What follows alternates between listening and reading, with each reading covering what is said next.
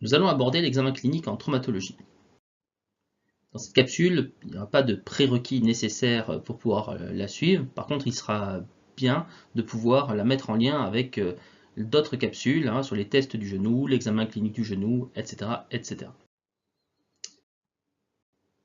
L'objectif de cette capsule est de mettre en place la démarche de l'examen clinique en traumatologie dans un contexte de diagnostic d'opportunité ostéopathique.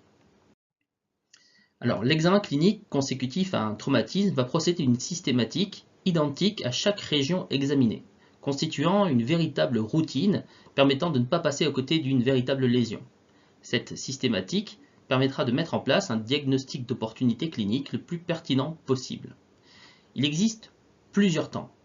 Un temps d'interrogatoire, il s'agit d'abord de préciser dans la mesure du possible le mécanisme lésionnel. Ensuite, on recherche les sensations et les perceptions éprouvées par le patient lors du traumatisme. La perception d'un craquement évoque une rupture ligamentaire, notamment du ligament croisé antérieur. La sensation d'une déchirure évoque également la rupture ligamentaire ou tendineuse.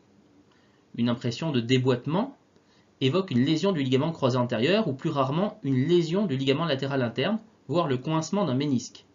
Elle peut également correspondre à une luxation ou une subluxation de la rotule. Une sensation de défaillance brutale du genou évoque l'atteinte sévère de l'appareil extenseur, la luxation de la rotule, la rupture ou l'arrachement des tendons rotuliens au quadricipital.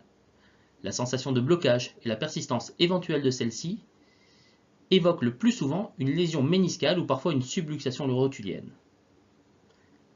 La localisation de la douleur peut également orienter le diagnostic, mais elle est très variable selon les patients. La rupture du ligament croisé antérieur provoque souvent par exemple des douleurs du creux poplité. Cette anamnèse est alors suivie par l'examen clinique programmé et systématique. Celui-ci ne doit bien sûr pas être réalisé lorsque le diagnostic de lésion extrêmement grave du genou est fait. Luxation ou fracture de rotule, fracture de l'extrémité inférieure du fémur, ou la luxation par exemple directement du genou, bien évidemment. L'inspection. Alors l'inspection consiste à l'observation de la région traumatique et de la comparer au côté opposé, qui est non traumatique.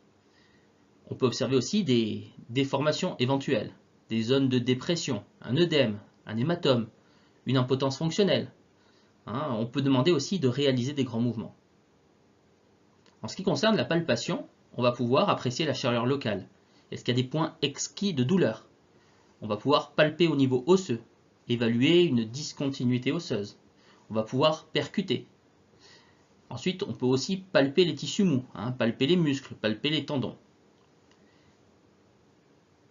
Une fois cette inspection et cette palpation passée, on va pouvoir aussi rechercher un épanchement intra-articulaire en faisant par exemple un choc rotulien. Vous pourrez évidemment examiner aussi les mobilités passives. Il faudra bien comparer au côté opposé quand c'est possible pour apprécier les laxités physiologiques. Pour l'évaluation de la laxité articulaire, c'est le temps essentiel de l'examen qui est programmé, par exemple pour le genou. Il permet d'évaluer avec précision les lésions ligamentaires. Par exemple, un test du tiroir antérieur, d'une épaule, un test des latéralités d'un genou, un test de Lachman. Ensuite, on peut avoir une palpation qui serait à visée neurologique et vasculaire. La palpation des territoires nerveux intéressant la région traumatique. On peut palper les pouls locaux aussi, et distaux, lors de luxation par exemple. Ensuite, il faudra pratiquer un testing musculaire. Le testing musculaire, il doit être réalisé avec douceur. Il doit permettre d'évaluer une faiblesse musculaire, évoquant une pathologie musculaire ou neurologique.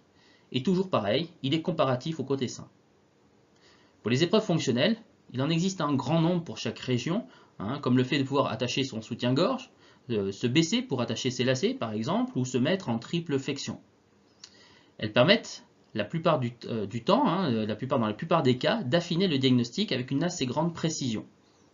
Ensuite, en ce qui concerne les conduites à tenir, elles sont très variables, évidemment, en fonction du traumatisme et des conséquences. Ça va de l'absence de traitement médical à la chirurgie, mais dans tous les cas où il est possible de le faire, un traitement ostéopathique doux est nécessaire avant toute immobilisation, afin de déprogrammer l'image traumatique d'un point de vue ostéo-articulaire, périphérique et musculo-nerveux. Ceci permettra au tissu lésionnel de cicatriser plus rapidement car dans de meilleures conditions physiologiques.